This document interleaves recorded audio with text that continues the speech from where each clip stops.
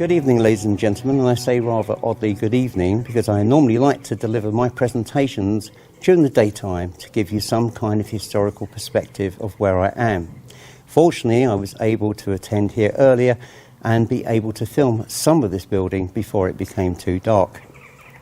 Anyway, I digress because I'm actually standing inside a woodland in the ruins of St Mary's Church at East Somerton in the county of Norfolk and within the estate of Burnley Hall. In fact, Burnley Hall is just a few hundred yards to the other side of this church ruin. It is a rather magnificent church ruin, I hasten to add. It's very difficult to spot, particularly in the summer with the trees fully in leaf. But as you drive through a small farm lane, you can just pick out the church ruins from within inside the woodland. And what a magnificent ruin that I'm actually looking at. This church was originally constructed, it is believed, in the 15th century and fell out of use in the 17th century. Originally, it's believed it was used to service the needs of the people that worked at Burnley Hall before falling out of disuse in the Commonwealth era in the 17th century. Although, of course, there is information to a degree to suggest that the bell tower may in fact date back as far as the 10th century, and even the tower itself is only 3/4 complete. The top belfry is actually missing, and the chancel has long since disappeared into history. Wandering around the woodland around the church, there are no signs of any graves or any markers to anybody who has lived or died in this particular area.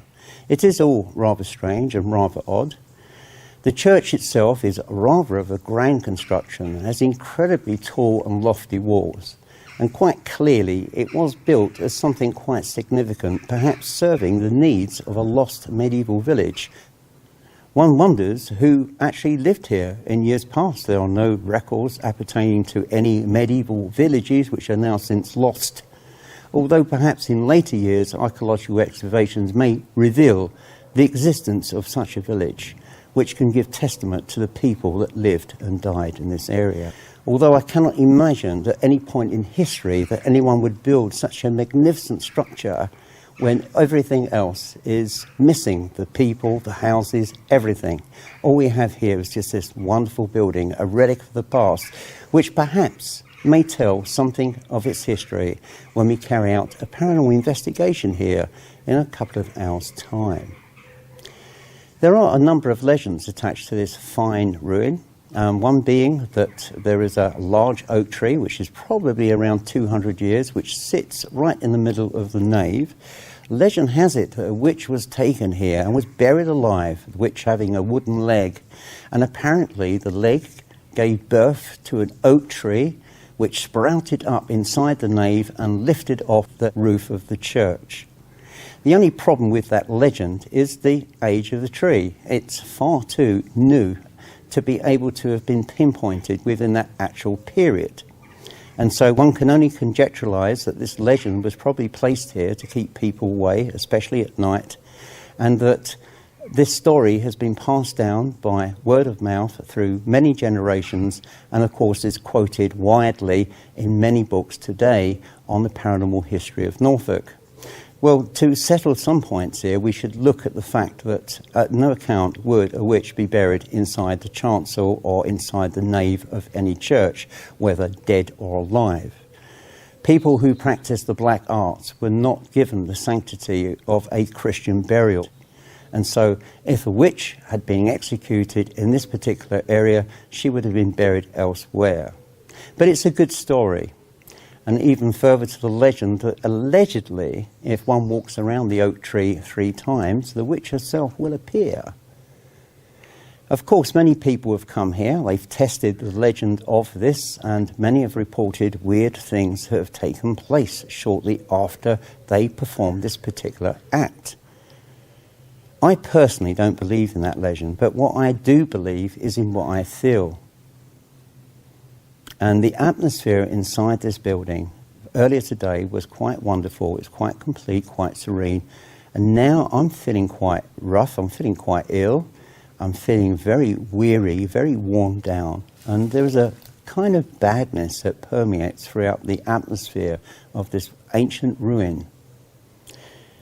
Coming back to the church just a little bit with some historical detail, scant although it may be, is the fact that it was a rather fine-built church. The walls are manufactured from flint and ashlar stone.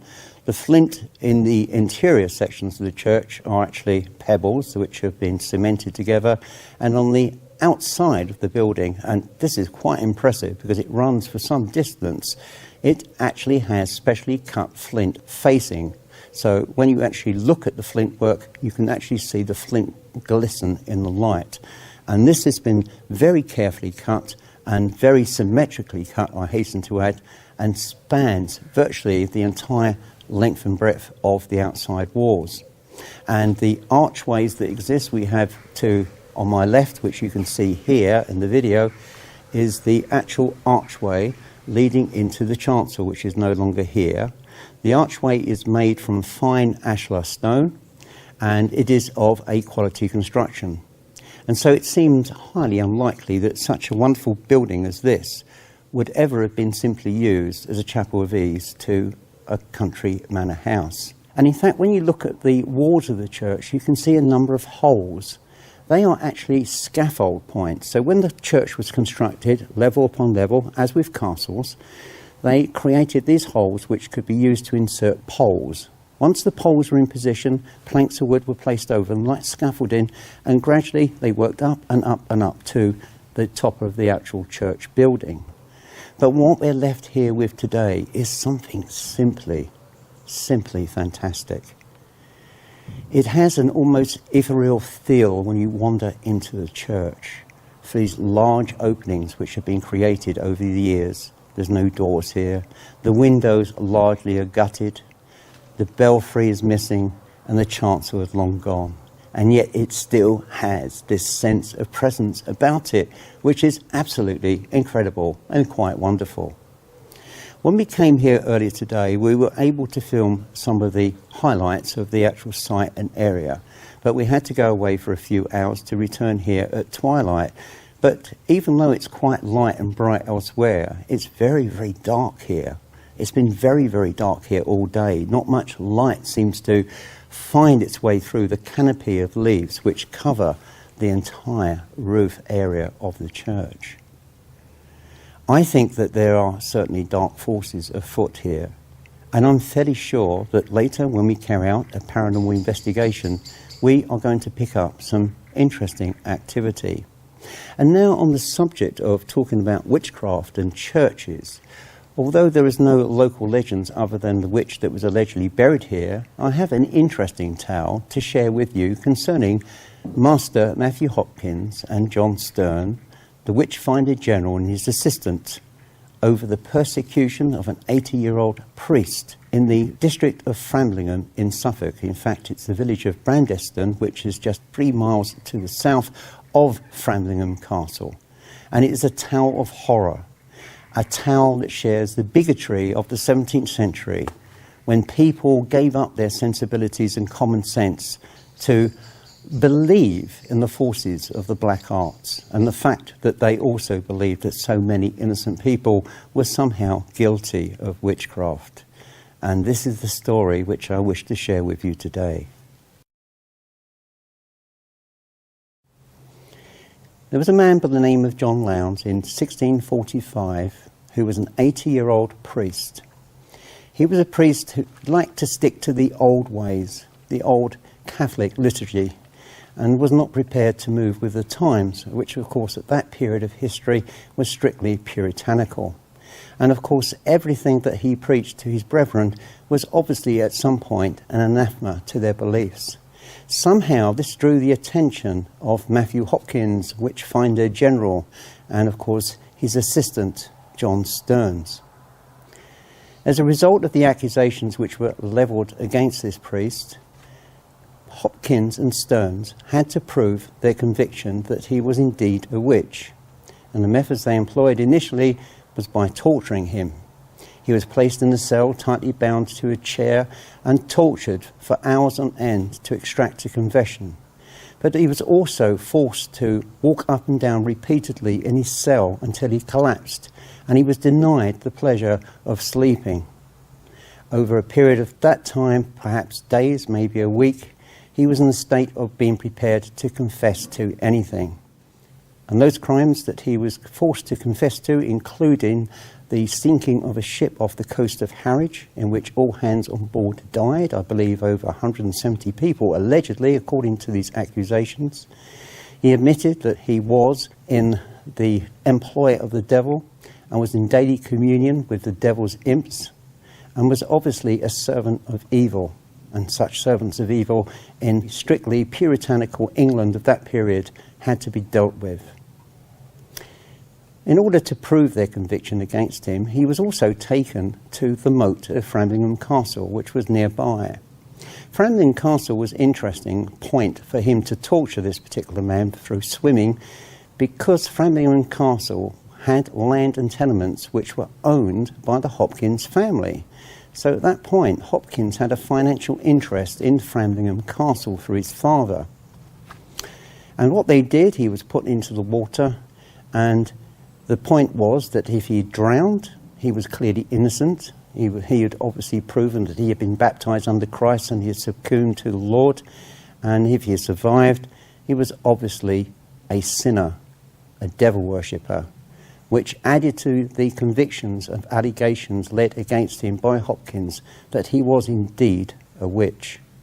As a result of which, this poor elderly man, 80-year-old man who had given 50 years faithful service to the congregation at Branston Church, was taken to Bury St Edmunds Assizes, where he was found guilty, along with, I believe, 39 other innocent souls, and he was executed by being hanged. The sad part about all of this, of course, at no point during the trial did the judge actually ask for any proof, and particularly so with regard to the sinking of the ship, to show that he was indeed guilty of such an offence. And so purely and simply, based on the testimony of Matthew Hopkins and John Stearns, he was found guilty and executed, and all legal under the eyes of the law during that period of history in the 17th century. If we look back at 1645, it was a period of great instability through the English Civil War. There was no rigidly applied law and order throughout the land, and people like Hopkins, and again, if we go back to Captain William Dowding, the man who attacked and destroyed so many churches for allegedly being full of Catholic nonsense, there was clearly no rule of law and order in the country, and so many innocent people would suffer at the hands of people like Dowding and particularly Hopkins and Stearns. And in fact, they can be accused of the deaths of over 300 innocent women, which in fact in modern day terms would make him and Stearns serial killers. And yet the strangest part about all of this was Matthew Hopkins, by the time he died, was only 28 years of age, a very young man. But how did he actually get into this particular line of work? If we go back and look at the history of Matthew Hopkins, we know that he was the son, or one of the sons, of John Hopkins, a priest at Great Wenham. John Hopkins, the priest, was very popular with his brethren, and as a result of which he acquired some considerable wealth, which of course some of which was shared to Matthew Hopkins. During his early years, he was allegedly sent abroad, where Hopkins developed, should we say, an unhealthy interest in witchcraft, which was much more prevalent, allegedly, on the continent at that period of history than it was in England. And so with that particular knowledge, and it wasn't that point, should we say, that he was involved in witch finding, that came later, but he had acquired some knowledge of these black arts. And eventually, having met up with John Stearns in England, whilst employed as a maritime clerk at Manningtree, that they came to work together. And what a fatal and deadly combination those two made. And they also acquired other assistants. I believe 2 females joined them as, shall we say, witch prickers. And they were the ladies who determined whether or not a particular woman, man or child was indeed a servant of Satan. And it is rather sad that this kind of bigotry, which, shall we say, was largely, people largely were fearful of challenging Hopkins on these accusations, any normal, intelligent, civilised human being would have regarded all of these accusations of witchcraft at that period of history to be complete and utter nonsense. But when you look at the examples of some of the cases where women were found guilty of being witches, you have to look at a society where people had scant medical knowledge or understanding on what causes disease or pestilences. And so, for example, if a farmer lost an entire crop through a particular form of blight, it obviously had something to do with a servant of the devil who was responsible. Rather than actually examine why he's lost his crop or why he lost his animals to a particular disorder, they instead had to find somebody to be responsible for those particular deeds.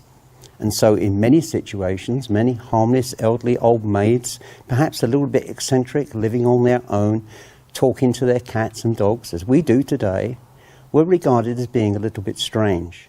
But obviously giving indication to some minds that clearly these people were in league with the devil. And yet when we look at the world today, and history has moved on considerably, such bigotry still permeates in certain quarters of the world, and particularly in Africa and parts of Asia, where witchcraft is still, shall we say, quite prevalent. And also in this country. I've met people, church-going Christians, and I want to say now, I don't think the majority of people that attend Christian churches hold these particular views or beliefs, but there are still some people that still attest to the old ways of Matthew Hopkins. And it's even more of a damning indictment to the fact that even after he died, his work continued to live on in Salem, Massachusetts, because his pamphlet that he wrote, The Discovery of Witches, was taken over by early English colonists to the New World. And again, the whole ritual of abuse, accusation and murder continued until, again, more and more innocent people were put to death, this time, I believe, by being burnt at the stake for being quite innocent of the crimes that they were alleged to have committed. Because people always had to have a scapegoat. And particularly with witchcraft, the scapegoats were invariably innocent females whose crime was nothing more than the fact that they were perhaps a little bit eccentric. And let's be thankful that today, perhaps at this stage, we don't have that level of bigotry where people can be accused of such crimes. But when people try to understand how the human brain functions, how people are always fearful of change, people are always fearful of other people, are always quick to accuse those people of these or other particular crimes which they believe are directly attributable to them. And certainly in the case of witchcraft, in Africa, as I said, and in Asia, there have been instances in the past where people have been accused and tried on the charge of witchcraft. Let's hope in the future that the human race, as civilised beings, will be able to rise above this primitive superstition which still pervades in certain quarters of the world, and that perhaps we can move on from the past and look more forward to the future. Well, as promised, I've returned with Eddie, and that was a thumb up again. We really have to make reference to this fact. For those of you who are not acquainted with this little joke, on one investigation at Santon Church, what did you actually do, Eddie? I can't remember now. Oh, I know, I went like that. No, you crossed your fingers. Oh yeah, crossed my fingers, that's it. And he was accused by a viewer, who was obviously somebody out for argument, of sticking his finger up at the camera. And he thought that was most discourteous, and despite the fact that, at least 10 people also agreed that Eddie was crossing his finger. Absolutely. But he would not recant his allegations, and so I lost a subscriber. Well, I don't know. So anyway, it's a little bit of a joke, but for those of you on Amazon that are not acquainted, this is Eddie, who's a friend of mine. Hi, everyone. I first met him a few years back at Santon Church. Yeah, it's a good little old place, where we did an investigation, and Eddie is quite an interesting character. He's got an amazing voice. No. He also does a very good pirate impersonation. And indeed, he's also featured in my upcoming documentary on M.R. James. Yeah, that was good fun. Where he played William Ager. And in fact, when he appeared on camera, I think you looked more like some kind of Saxon chieftain because you had your hair down at the back. I did indeed. I Yes. got myself have a change.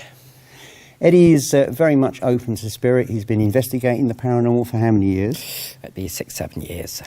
And he's certainly a character. He's also got quite a following of people that enjoy his performances on camera. And he's also a good friend and a very good paranormal investigator. And he's very much open to spirit. And so he's joined me here today at this wonderful ruin. Tell me your impressions of this place. I can honestly say this afternoon, I thought myself, it's not too bad. Feel a little bit. Took a break. Come back tonight. It's sort of like, ooh, hang on a minute. As soon as I was outside there, headache. Came closer to the place, the headache getting more stronger. Came inside, I thought to myself, wow, this is going to probably be good tonight. Well, I have to say, when we was here during the day, I felt absolutely fit and fiddle. But when I came back this evening, I felt quite run down, very tired, and there was a horrible atmosphere permeating inside this church. There was. And we can still feel it now. It doesn't feel particularly pleasant. It's very difficult for us to describe what we're seeing or feeling because you're watching us on a TV screen or computer screen and you're not actually here. But let's just imagine this particular place at night. We are standing inside the remains of a 15th century church, quite a magnificent church originally, and its tall, lofty walls reaching way up into the sky. And instead of having a roof, it has tree branches covered in leaves, which seem to offer some form of canopy protection over the site. And it has a tinge of sadness about it, which I even felt earlier today. Yeah. But today that sadness, shall we say, is turned into, I would say, menacing undertones, would you not? It's rather strong, I can honestly say. When I came here this afternoon, I was looking around. You see all the actual way how the ivy and the different plants are taken over the place. I thought myself, this has gone back to nature. And this is also the amount of times as a typical looking thing from Tomb Raider. Oh, yeah. It's something, it certainly is something Yes, out. I'm a Lara Croft fan. Yeah, it's certainly out of something like a Lara Croft or a horror story. It's quite ominous because when you drive through here, it's on a private estate. It's completely surrounded by woodland, so you really have to look very hard to actually spot the ruins. But when you do, they stand out, don't they, in The thing contrast? about it is the amazing thing about how close it is to the road and yet how hidden it is. Yeah. There are two roads running either side of where these ruins are, and they're used fairly frequently by traffic. We get a few bits and pieces that come through, occasionally farm traffic, but mostly privately owned cars. We've had one or two people wandering around the site here earlier. So it's not a place which, shall we say, is out of the imagination and realms of most people. People come here on a regular basis, but at night, it is completely different. And I've read accounts of people that have been here, that have experienced things. One is the legend of the oak tree, which apparently, if you wander around 3 times, the devil will appear. Who's got to do it? Or the witch will appear. I'm not quite sure which. Who's got to do it? Yeah. Is it got to be you or is it got to be Oh, I'm me? not going to do it. I'll do it then. I'm hardcore. Which, as I pointed out earlier, I pointed out on camera earlier that a legend like that is really an apocryphal story because the tree is clearly not old enough to have been around during the times of the 17th century witch trials, and was probably seeded in the early part of the 19th century. But having said all that, it still adds a certain focal point. When you wander into these ruins and you see that magnificent tree standing in front of you, it adds a certain weirdness to surreality, I get my words twisted. It adds a certain surrealness to the entire site, to actually see an oak tree inside the nave of a Christian church ruin. It has to be the only one in the world. I would think so, yeah, and it's quite unique, and that's why we've made a beeline to come here. We're not far, actually, from where we last investigated, which is St Benet's Abbey. That's only a few miles away from here, so we're more or less back in the same region. And certainly this part of Norfolk has an amazing array of ancient buildings, and particularly so with these ruins.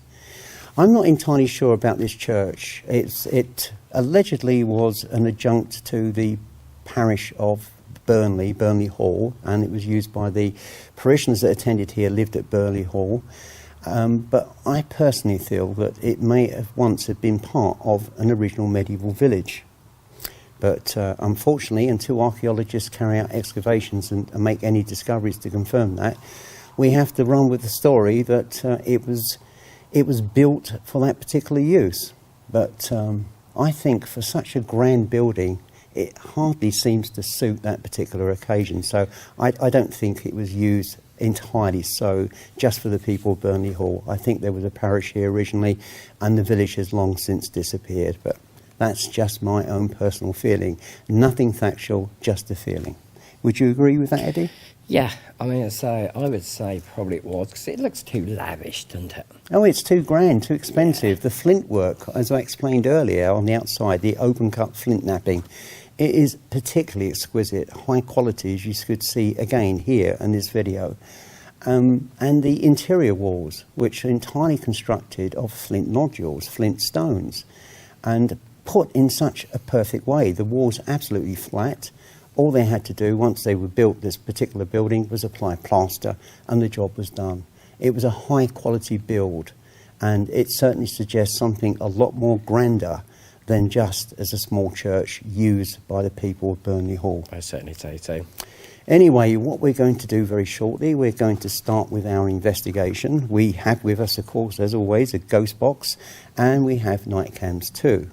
And we're hoping that at least we may be able to elicit some form of paranormal activity which we can share to you on camera. Anyway, shall we carry on with the investigation? Jolly good job. Jolly good show, yes. Note, I haven't got the Ferrari jacket. He hasn't, no. He's got Jim Steinman's Battle of Hell, the musical T-shirt. Yeah, I have indeed. He's not advertising, by the way. It's too warm for a Ferrari jacket. Yeah, and I'm too hot wearing this coat, as you can well believe. Anyway, let's continue with the investigation. Let's hope for a good one, Chris. Absolutely.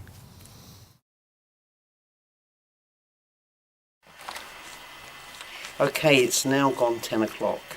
Even though it's 10 o'clock at night, it's still a little bit of light left, but it's certainly getting much more darker now. So what we're going to do is start our paranormal investigation here. We'll probably run this for about an hour. We'll also include the use of a ghost box, as we always do. It's a worthwhile tool. You never know what you're likely to pick up using a ghost box. I certainly feel that tonight, in this particular location, it could be quite active. I'm also aware that a lot of people have been here investigating the paranormal, probably with some people that have been here have caused problems. So I can certainly feel on a spiritual level a certain degree of antipathy for our presences here tonight, and I'm feeling quite run down, quite weird really, feeling very tired, very run down. But I'm also feeling this intense energy inside this church ruin. And when we think about this, even though we wander around the outside walls of the church and it's just woodland, there has to be a lot of people buried there. So all those spiritual presences have all combined, as it were, to a degree inside this ancient ruin. And I'm hoping it's going to elicit some very good activity.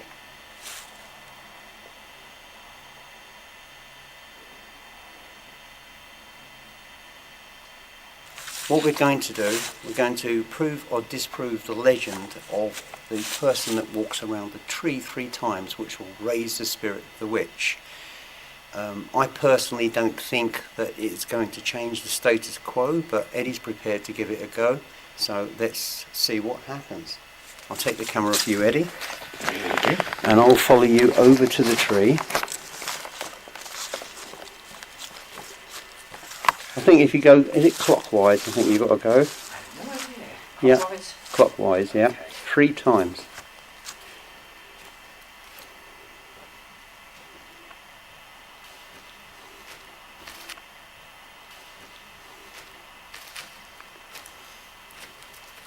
That's one. That's 1 turn.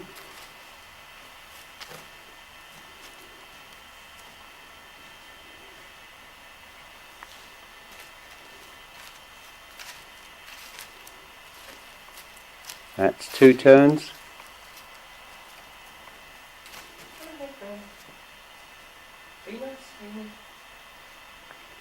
And he's coming around the corner for a dramatic rather, third turn, and that's it. 3 turns. Are you feeling anything different, Eddie?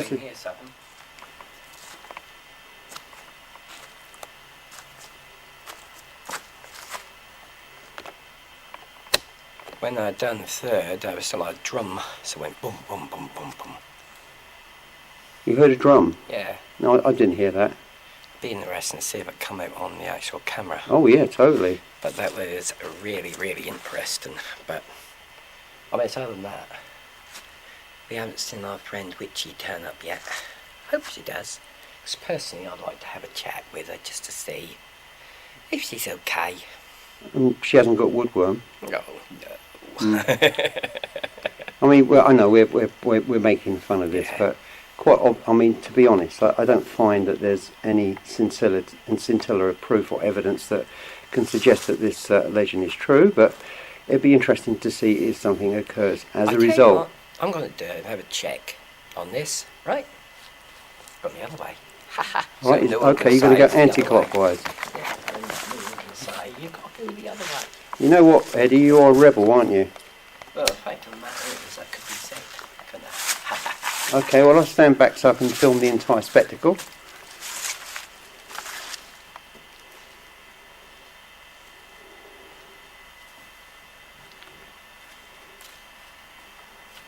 Okay, that's 1. And he's coming around the corner for number 2.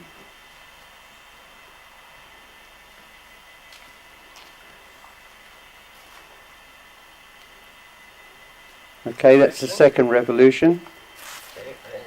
Very strange sound. Where's the hand?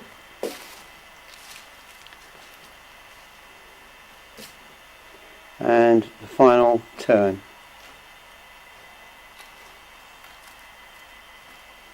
That's it.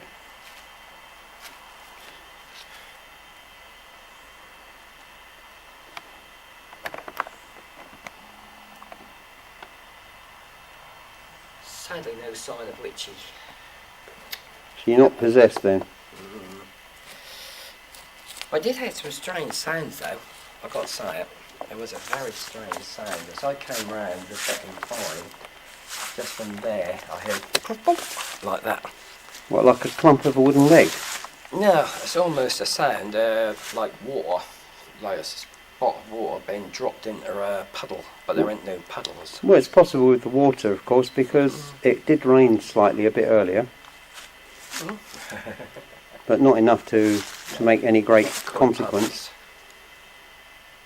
Well, you're still alive, so that's a good sign. I'm alive.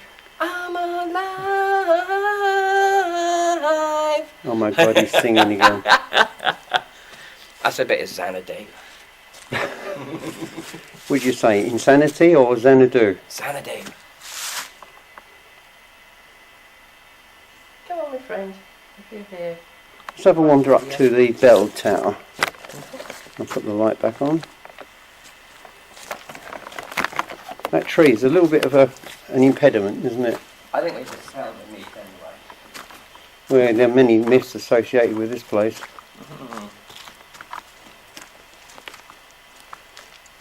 Okay. We're now coming inside the bell tower. There's the remains of the window there, as you can see, which you saw earlier.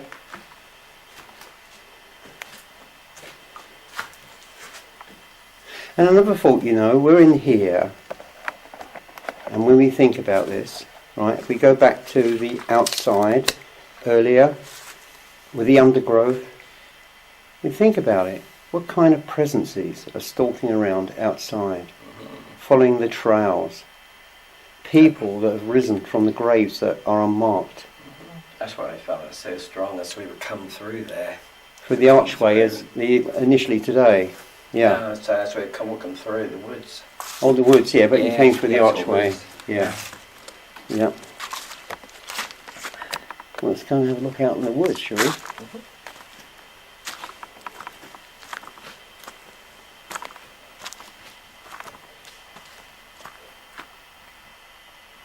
Did you hear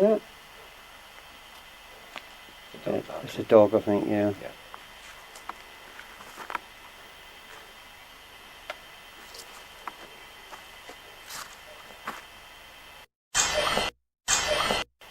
As you can see, it's quite dense out here. There is a road through here. It's not as though we are in the middle of nowhere, but it does give that impression that we are in the middle of nowhere.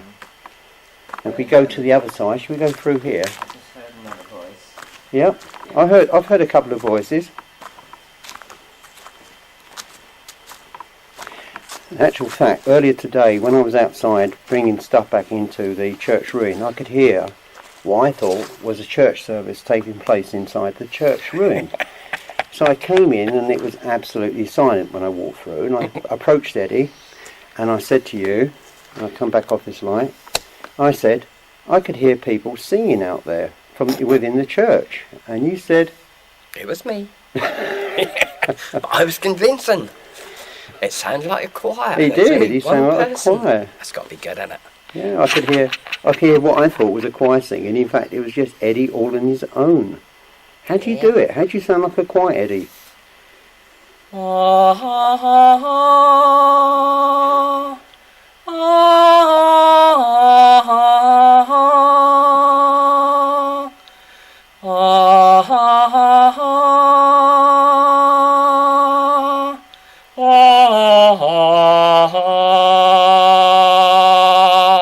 There you go. That's how Eddie sounded like a choir. The reason why I do this is quite simple. Mm-hmm.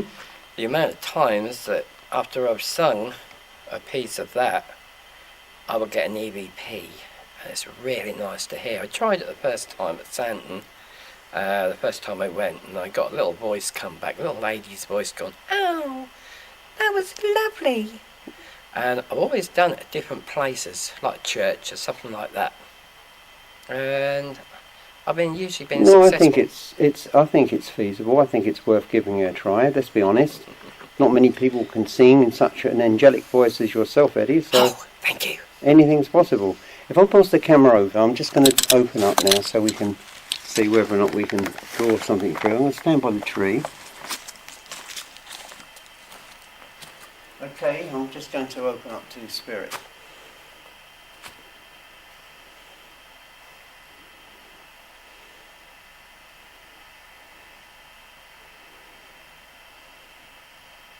We come here in love, light and peace. We mean you no harm or disrespect. We just wish to make friendly and peaceful contact. I'm fully aware that others have been here seeking the same answers as what we seek tonight. But we hope that you know that we come here with love and with friendliness in our hearts. We don't mean to offend you. We don't mean to disrespect you. We're not here to impinge upon or impugn your memory. We just want you to commune with us in any way that you wish. We don't mean you any harm whatsoever. Is there anybody here who would like to say something, whether it be making a noise, touching one of us, or creating some kind of visual manifestation?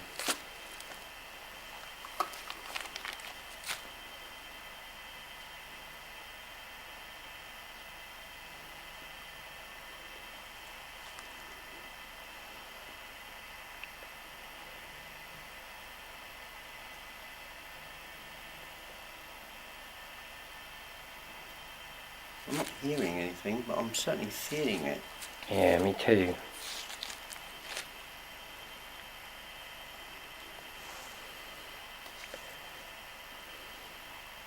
Gonna have to put a kill on in a little while as well, because I'm being attacked by mothies. The darn mothies. Yep. Ooh, that's cool.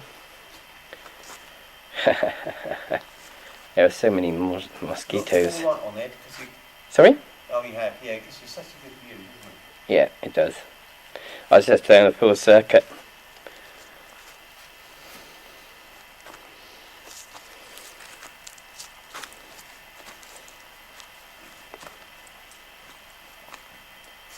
Try and make any sound that you possibly can, please.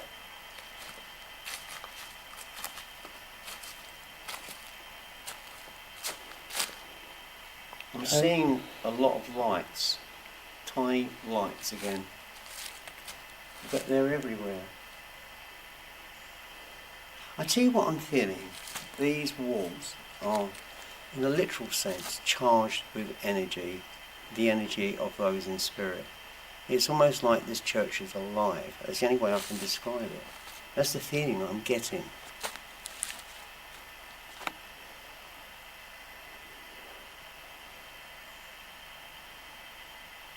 Let's have a wander over to the bell tower. Yeah, what a beautiful tower this would have been. It certainly would have looked gorgeous. Any spirits of the dark, those that seek peace and love and who wish to consult with us, to make some level of contact, is there anything you would wish to say? Anything at all? Possible voice there. I'll check that when I go through it. What was you thinking? Would it be possible for you to say something else, please?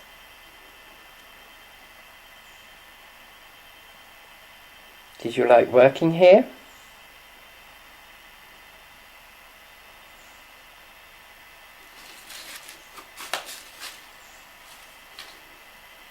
What did you do here?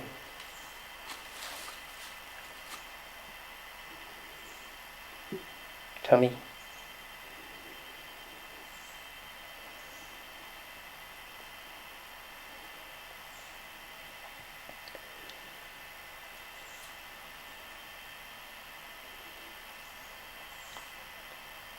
I keep seeing light flashing around. I hope it's not my imagination. I haven't seen anything on Yeah, I'm just sort of saying it. camera, but then again, I mean, say, I've been in places where myself or other people have seen spirits, but they never show up on camera.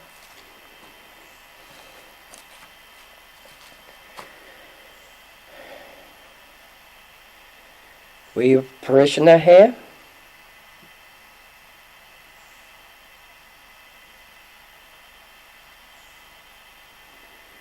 Did you enjoy coming here?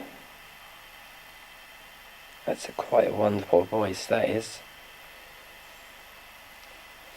This is Thank not you. spirit energy with those trees. There's these giant lime trees. Yeah, there's that's these giant lime trees all around this I'm just estate. going to have to come around because I got that from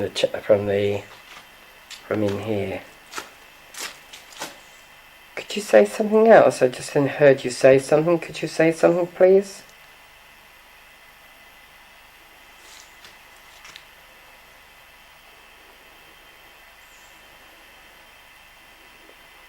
What king is on the throne at the moment?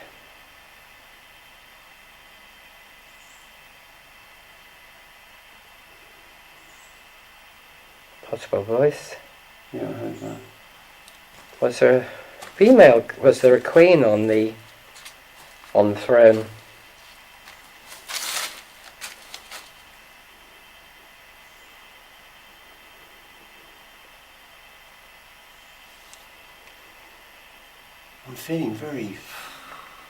I'm not feeling good at all. No.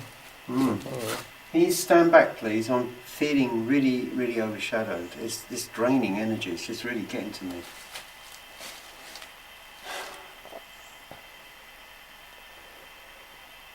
I feel a little bit better now.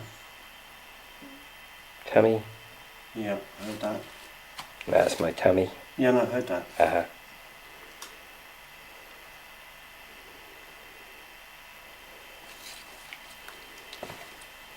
It's all around us. It's everywhere. Yeah. It's very strong. Quite wonderful, really. Oh, unless it's affecting you like it was affecting me. It still is affecting me, really.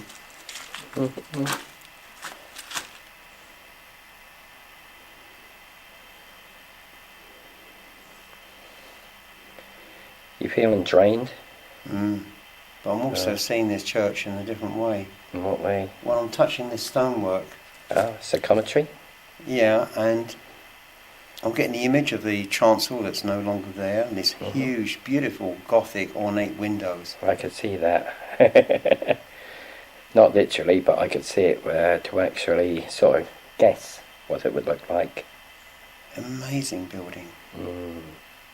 This was a lot more than just a parish church. This is a high quality build. Well, I can't see parish church having these great big huge windows. And these huge walls. Yep, literally. Most churches go up half the height of these walls, don't they? Yep.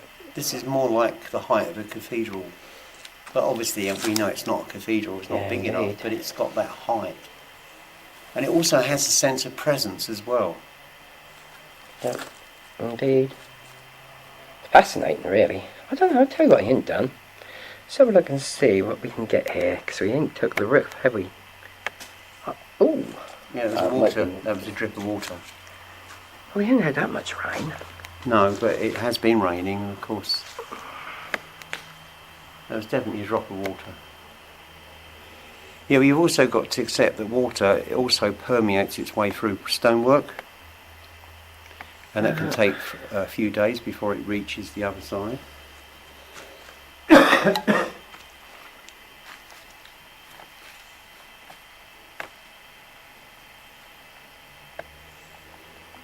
Oh, that is fantastic.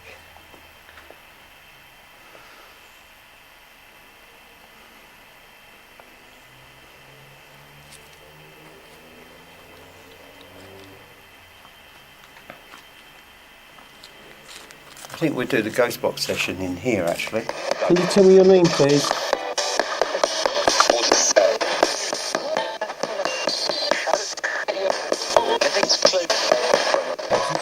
Ex-clergyman, yeah. You've heard I heard it as well, yeah. Yeah. We just heard ex-clergyman. Nice. What is your name, sir?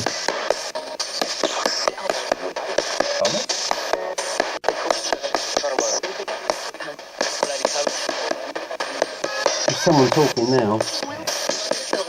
What year did you live, sir? What year did you die, rather? What year did you pass over?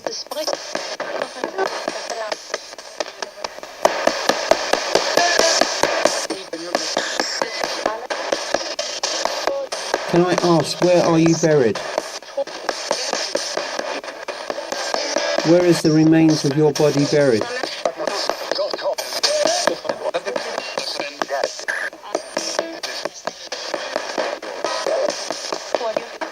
How many souls are buried here? Can anyone tell me?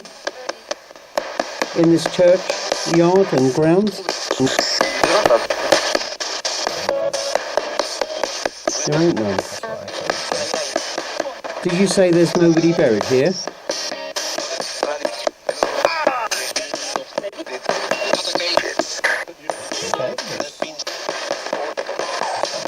Were they too dangerous?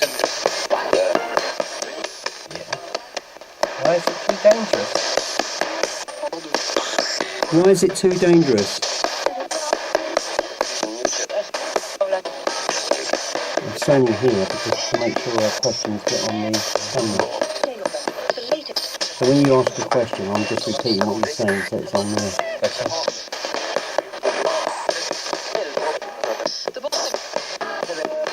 Is there a protective guardian of this church?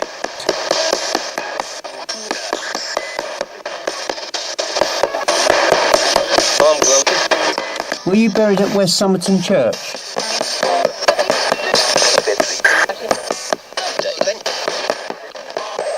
Were there nobody buried here at St Mary's at East Somerton, or were you buried at West Somerton?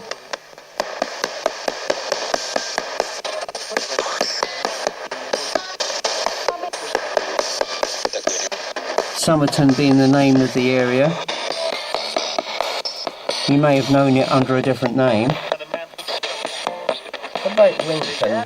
Anybody buried at Winterton? Anyone buried at Winterton?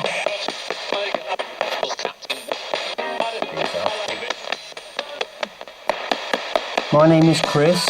And I'm Eddie. And I'm with Eddie. Edward. Christopher. Could you tell us what your name is, please?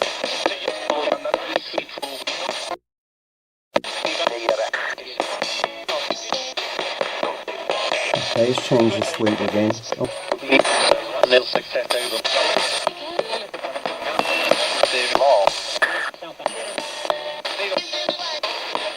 Can you use the sound that's generated to create words and sentences, please? Those words and sentences can help you.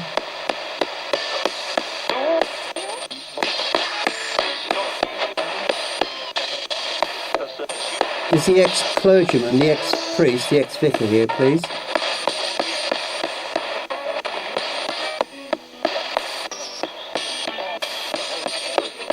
If you can talk to us, you can help complete a historical record because nothing is known about this church.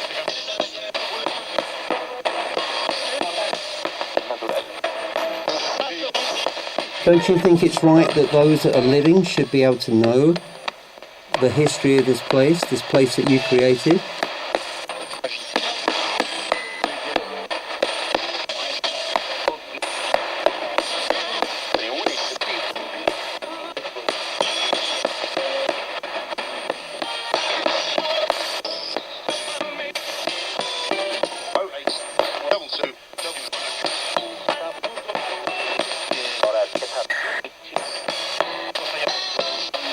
Is there anybody who wishes to talk to us, please? Yeah, can you hear me? Can you hear my voice? I'm Christopher.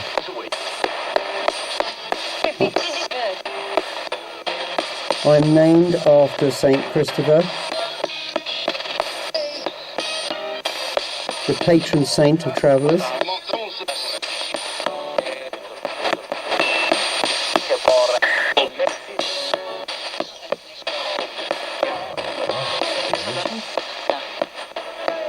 Your father.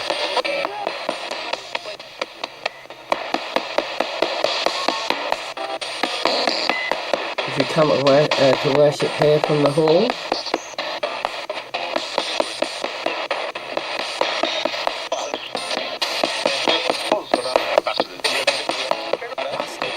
Yeah, I heard bastard, yeah. You didn't like your... The question I was asking, I was thinking, was... The Lord. Did you like God? Who run the hall? Does anyone object to the people who own the hall, or people in the past, the lords of the manor?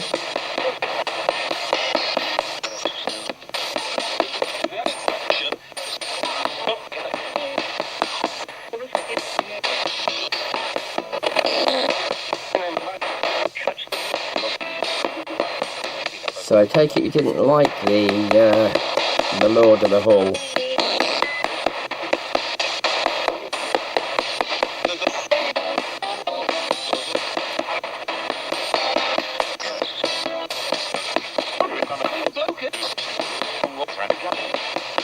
We're getting some responses, but we're not getting all the responses.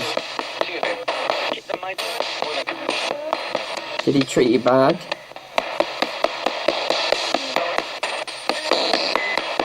Did the Lord treat you bad? The Lord of the Hall?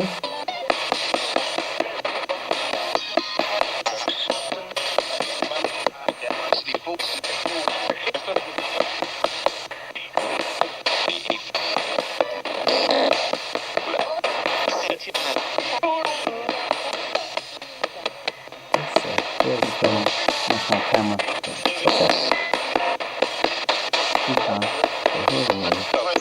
Right, tape. Gotcha. Okay, we're going to have to go now because it's late. Is there anything that anybody would wish to say before we go, please?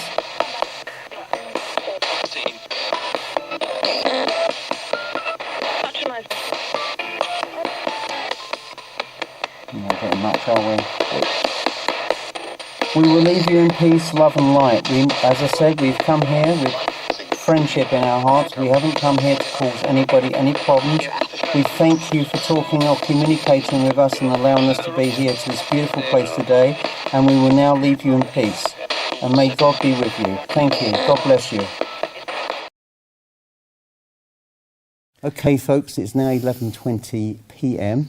We've been here a good 2 hours. I'm still feeling really drained and tired as I felt when I first came here. I haven't felt this bad in a long time. I wouldn't say I'm overshadowed. It's just a very strong presence of energy. But we've had a few interesting responses on the ghost box, and particularly, I believe, we heard from someone who was the ex-clergy of this church. And then we asked about, and again, until I reviewed the audio, I don't know exactly what's been said. We certainly heard the word bastard, didn't we? We did. But we asked the question, who is buried here? And somebody said, no one. There's nobody buried here, which I find hard to believe. This was a Christian church. This would have had a fairly active graveyard, but of course that has long since disappeared to history. Mm-hmm. I don't know of any chapels of this size, any churches, I should say, of this size, that would never had a cemetery. But that's a question for another day. But overall, despite how I feel, I think it's been an interesting investigation. Historically, it's fascinating. There's so little history known about this church, which is kind of strange, because generally speaking, in most research work, you come across a fairly good history. Even Simon Knott, the historian, the church historian who's been here, he cannot find much history on this building at all. And it seems to be the same for a number of people. Pesner, who came here, I believe, he came here in the 30s. The amount of information he supplied is very little. English Heritage have been here. They know very little of its history too. So the church largely rests as an historical enigma. But regardless, it's still been an interesting location to attend. It's a beautiful ruin, to say the very least. And I'm certainly pleased we've come here. And again, unfortunately, for me, it's a long drive back home to Essex. And not a fairly long drive to your place. Oh, not quite so long. Not quite so long, obviously, because I've got to drop him off. But I've thoroughly enjoyed it overall. And Eddie, over to you. I'd say the one thing we did do at night was dispel witchy. Oh, yeah. Going around 3 times the tree, no witchy. No witchy appeared. No demons, no witches, nothing. And Eddie walked around the tree clockwise and counterclockwise. Yeah, I did indeed, just in case someone has said, you should have walked round the other way. But it's every possibility that someone will think that because you walked anti-clockwise, you reversed it. Yep, that's true. But nothing happened, so I think we can dispel that. I suppose story. There was some sort of like sounds, and that's it. Sound like drum beat, and that's it. Yeah, there's been a few really weird noises, particularly in the woods. And no two ways about that. But it hasn't been a kind of energy that's reached out to you, grabbed you, and shaken you. It's been very benign. But again, as we're speaking to you now on camera, you would have heard exactly what we've captured on cam. We don't know at this point until I review the video evidence, which will take a few days to go through. But I'm fairly sure that we've got something worth sharing. We wait and see. But Eddie's enjoyed himself. The only down point today, we're not far from Horsey Gap, where there's a huge colony of sea dogs, sea lions. Sea puppies.